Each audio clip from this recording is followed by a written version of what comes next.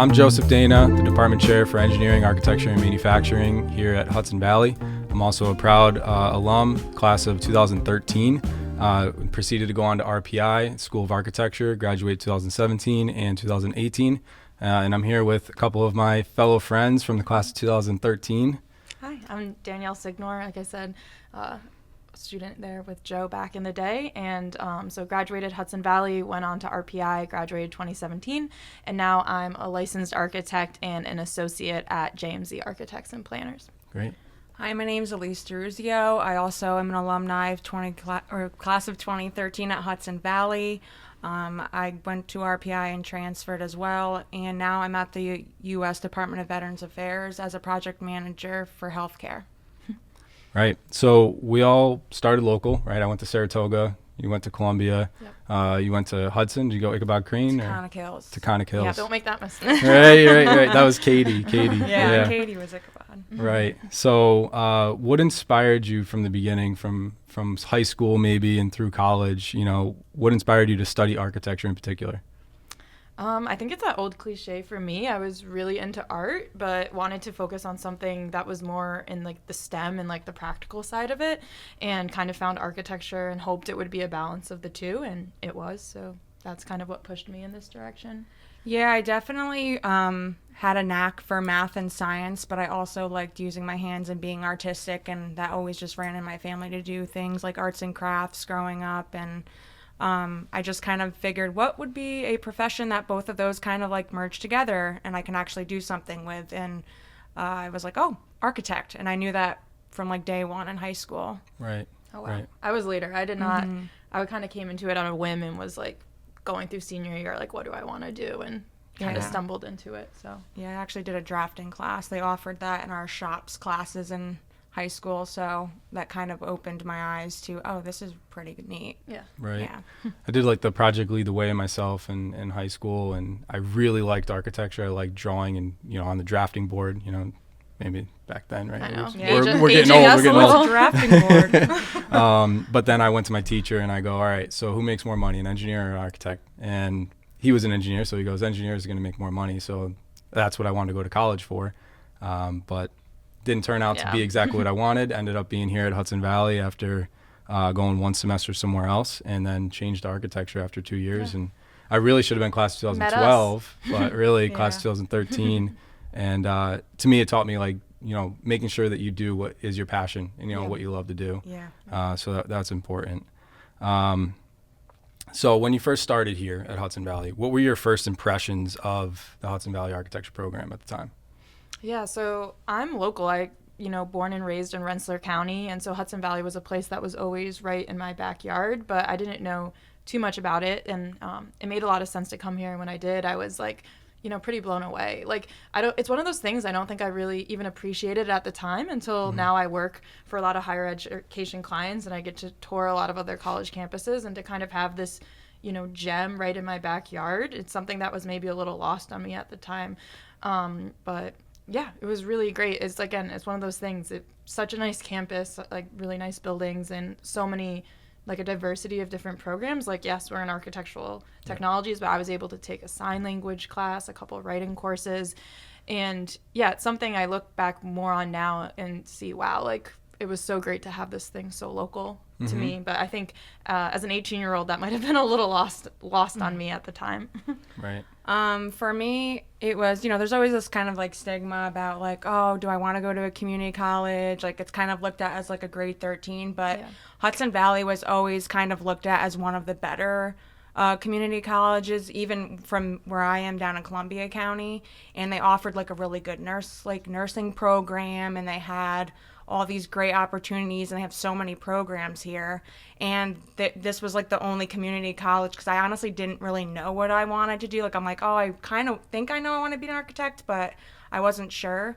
So coming here, it saved us money also. So much, and having an architectural technology program, I think this is probably one of the only closest community colleges in this state that offer that. So it just gave us an opportunity to kind of get our feet wet before we wanted to go jump to a 4-year, 5-year program and spend all this money. Yeah. Right. Yeah. That was exactly. I know too, paying for college was on me. That was going to be a task that I had to take on. And at 18, trying to wrap around, the cost of a 4-year degree was like almost impossible. But going to Hudson Valley was like a lot more digestible. I was able to work my part-time job through my time here. And I left Hudson Valley with no debt. So it really put me in a great position to continue on my education on kind of that solid platform.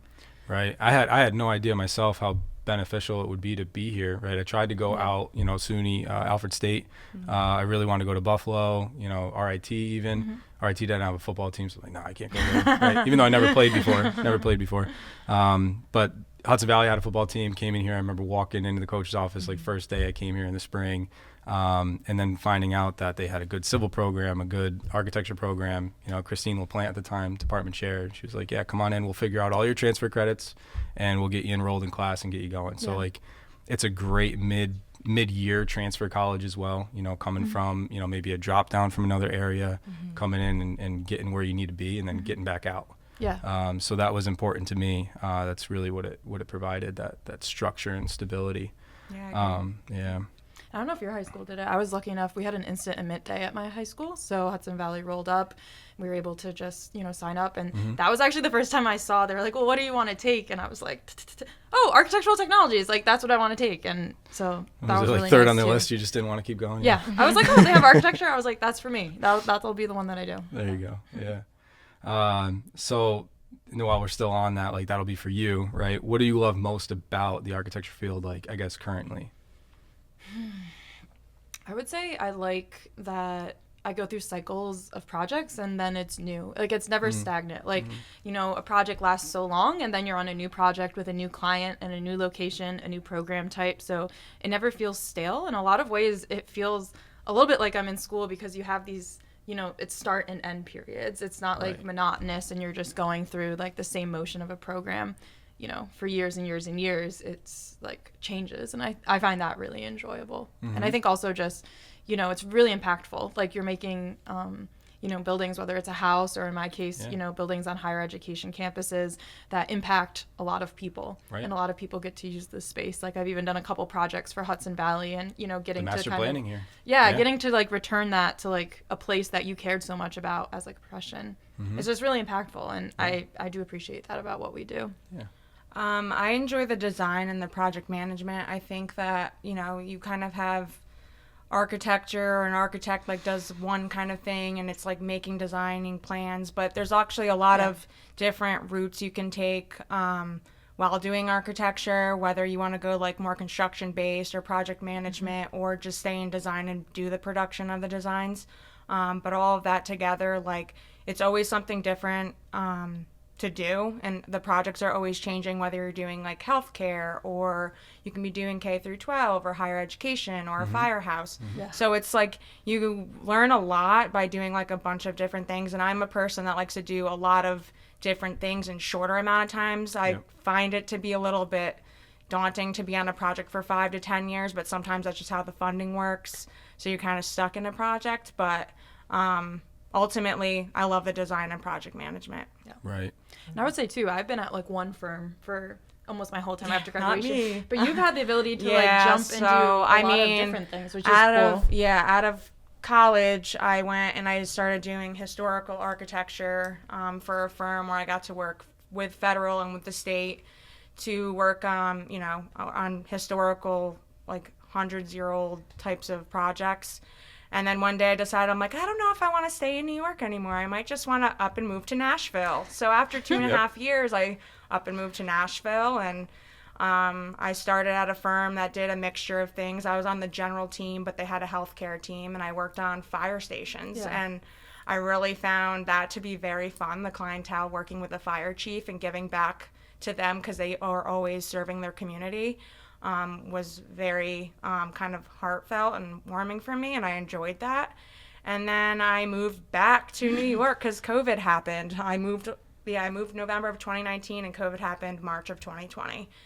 So everything was kind of shut down for 2 years, and I'm like, I think I'm going to move back home.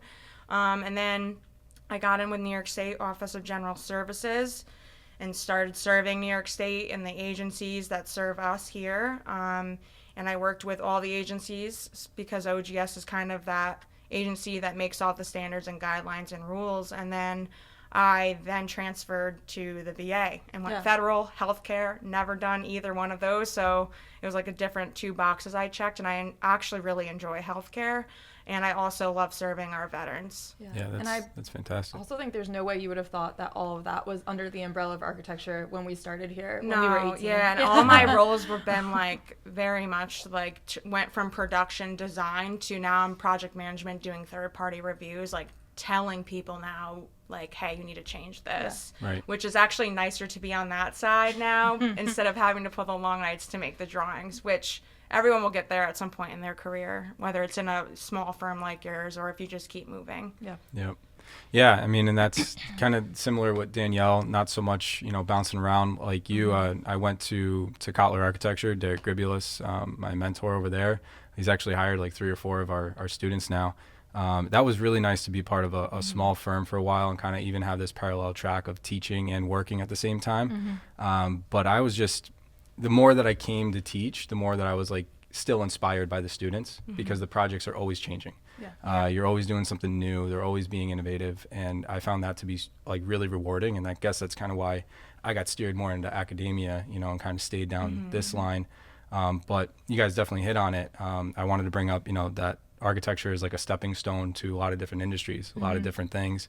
We've had teachers at RPI that were designing doorknobs and light fixtures and shoes and fashion. You kind of can go anywhere with it because you learn a whole plethora of software and just the ability to be creative and critically think is huge. Thinking.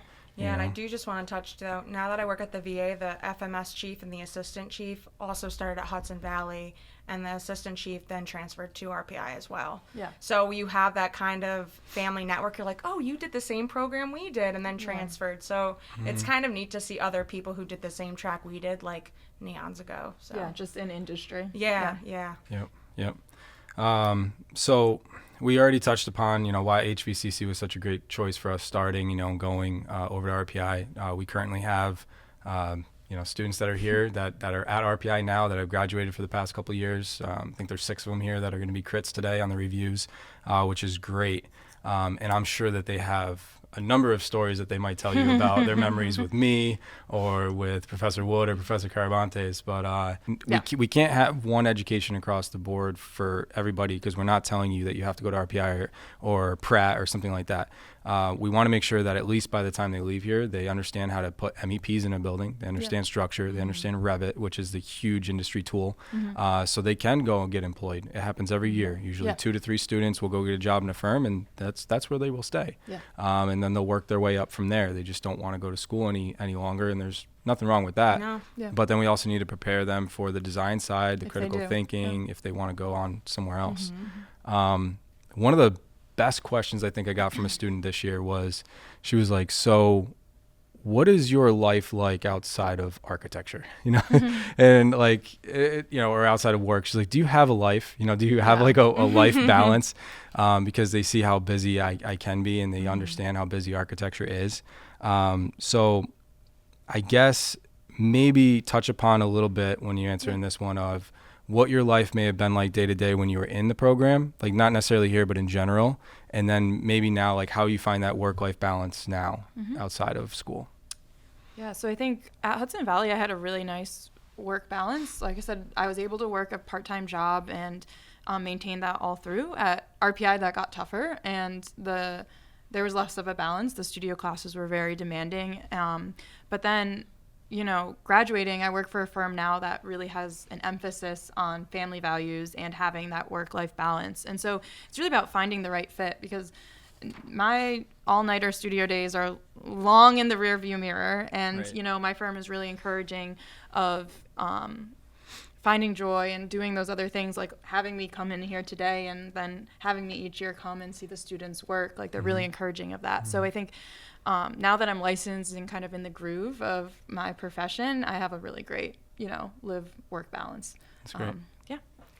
When I attended Hudson Valley, I always held a part-time job, if not multiple, every weekend. I also was a commuter. I commuted 45 minutes each way.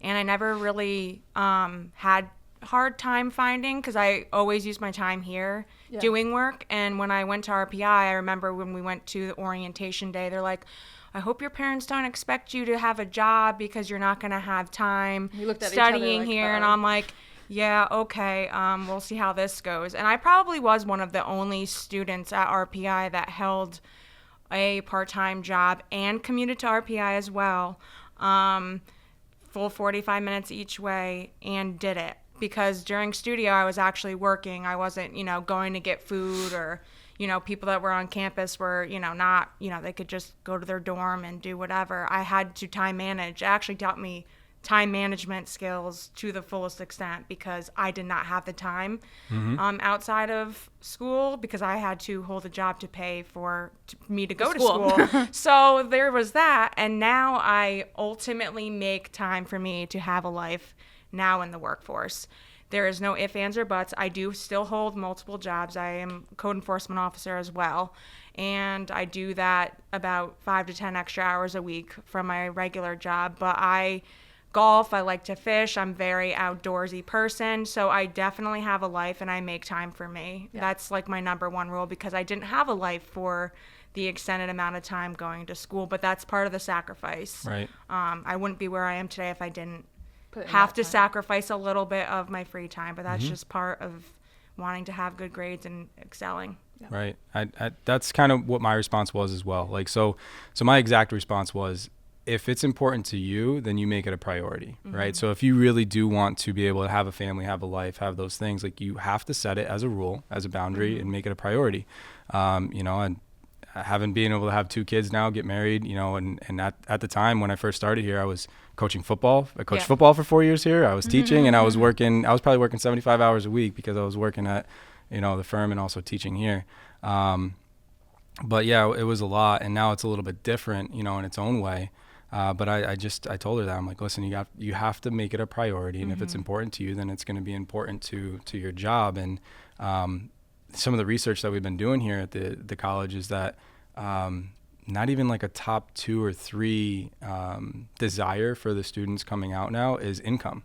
Yeah. It's not. Their number one thing is lifestyle, and if they feel valued in the workplace. Right. And work-life balance. Yeah. Yep. So that's good. And so we're finding that, and it's definitely something that you try to touch on some of these socio-emotional kind of skills that they develop, these soft skills as well. But yeah, I mean, it's good. So I'm glad that you guys, feel the same way, and you can share your experiences with that. If somebody in high school came to you, like at a career fair, right, and they were going to ask you, why should I choose architecture or civil or construction, kind of our field, what would you say? I think I'd ask them why. Like, what makes you, like, why are we talking right now? Like, what makes you think? Like, for me, it was that love for creativity. That kind of got my interest in it. But again, it's so broad that there's so many reasons why you could kind of pursue a field, and it's just finding your why. And then kind of understanding your why will help you get through any of the challenging times or all of that. So I think I would just say, oh, what makes you interested in it? And then, like talking to them about, find that interest in what you do, because you can take it so many ways. So yeah, that's good.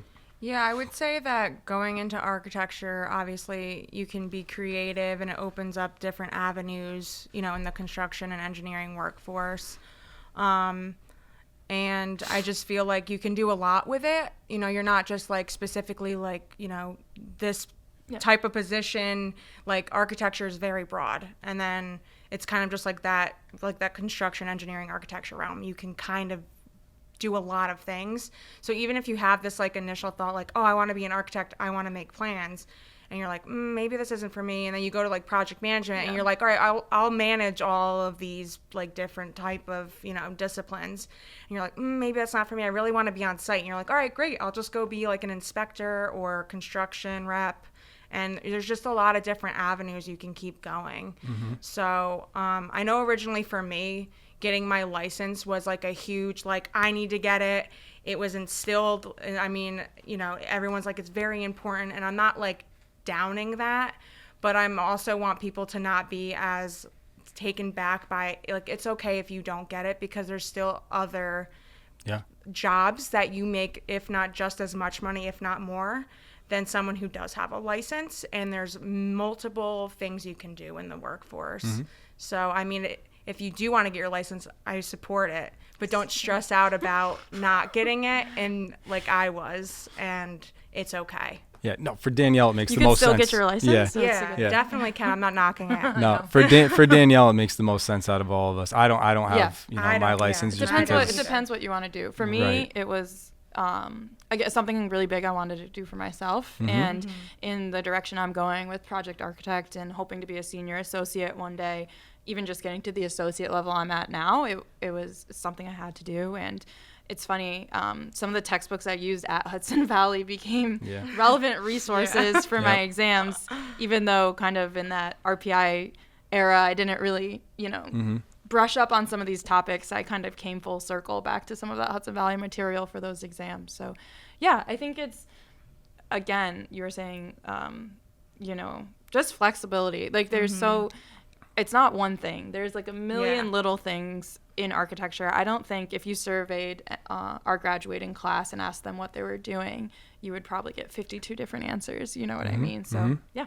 Yeah, people who just decide not to do architecture too. Maybe they're just like a graphic designer, something like design, just design in general. Yep. Yeah. I mean, look at me. I mean, I didn't even know I was going to get into academia, until Dennis, literally came in when I was in my master's over there, came in and sat down next to me in the lab. I'm just working away. He comes over and sits down, taps me on the shoulder. I'm like, whoa, I'm like, well, what are you doing? I'm like, what are you doing here? And he's like, just wanted to stop by and see what's going on over here. I'm like, that's great to see. And he goes, Shout out to CK Dennis. I was gonna say, for the listeners at home, he was our he was our professor beloved here. professor Yep, here. So, yep. yeah. And then he goes, well, I'm retiring, and I'm like, oh, that's terrible, like they're gonna be out, a good professor. And he goes, yeah, you should apply for my job. And I'm like, I don't know. I was like, I don't know. And I ended up applying for it when it came available, and the rest is history. But crazy. Everything else took over, and I got all my hours done. I just never had time to go and study and take my tests. Instead, now I'm in my PhD, and I'm taking PhD classes instead now. So it's like just a different route. Yeah. But some of the things that around here that have been noted, I guess, about me is just like the critical thinking aspect. Yeah. Like that the ability to have a vision. That architecture teaches you. It's actually helped me in my job here. Yeah. And I tell the students that all the time, that it really can help you in all different facets of life. Yeah. It's like, it's those soft skills you talked about too. It's things you aren't going to get out of a textbook, but it's the learning, going through a project and like executing your vision, and then also learning how to present and communicate that project, very clearly. They're all skills that we learn through architecture school that can be applied to so many different things. And I guess, tangentially, what is something that you've learned or realized in the field, once you actually started working, that you were like, wow, we didn't learn this at all in architecture school? It's one of those things. I feel like the day you're your best architect is the day you retire, right? So it's one of those professions where it's just endless knowledge gaining.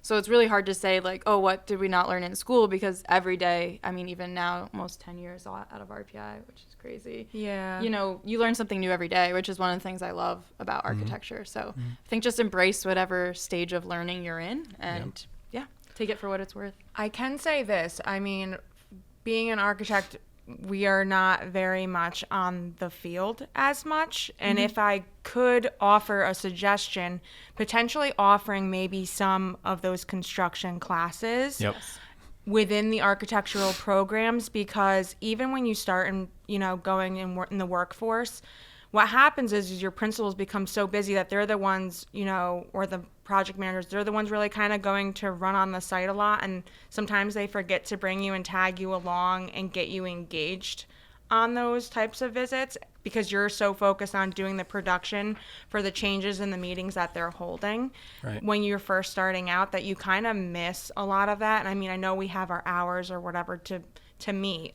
but ultimately, how that goes. But I mean, I think getting more of that on-site experience, knowing what to look for will Yeah. also help you be able to Design better. because that's kind of the part we missed was the actual physical realm. Even like building models. I mean, we built models, but it was all on conceptual knowledge base of like, if this happens over here, what's going to happen on this end? Like, you know, but to actually see like a wall being built, like those details, and you kind of know what those details are when you start drafting them in 2D. Do you have more collaboration between the architectural students and the construction students? Because I think that would be great. Like, just go, like, That's a framing great. a wall. Like, it's yeah, just, like those let's little design a details. little Yeah. box. It's a great point. It's Yeah. actually something that I spoke, I think last year to RPI. Somebody at Case. They were doing facade panel studies, and they want us to potentially build some mock-ups for them. That's Yeah, what that I would was be gonna think fantastic. of doing mock-ups from Yeah. like one of their projects, and then bringing it That's to what I like wanna a do. 1/4 Yep. inch scale, and then actually constructing it. Yep. That Yep. would be really That's really cool. that's 'Cause exactly you guys where I have the want to space go. for it here, Yeah. which Yeah. most architecture schools don't. Yep. That's you guys are That's honestly, nailing exactly what I want to yeah, try to do. That's Yep. what I was gonna say. Yeah, I think Yep. that would be a great idea. Yeah. So that's that's what we're striving for. You know, I tell the students all the time. We have the career fair that's here. I'm like, listen, go get a job in construction. Yeah. For a summer, for a year, whatever. I worked in construction for a couple years, and it benefits me to this day. The fact that I can, build a deck at my own house, I can just do renovations, anything that I want to do, even teach construction here now. It's like, you understand how something goes together. It makes you so much better at your job, being an architect, an engineer, whatever it is. So, that's really it. Just don't do it when you stayed up for maybe 48 hours or something, I watch a lot of YouTube videos for my home reno things. I'm like, oh, well, this will be a test. Yeah. So some of the students here are, they pull those late nights, at RPI we pulled all-nighters, and you get a little delusional, you drive home, maybe see something on the way home that's not really there in the road, you play baseball in the studio, throw some art models around, stuff like that. Silly time. Yeah, silly time. So I guess on that note, is there anything that you would want to like close out with, to maybe tell even this current class, that like what they're going through and their trajectory going forward?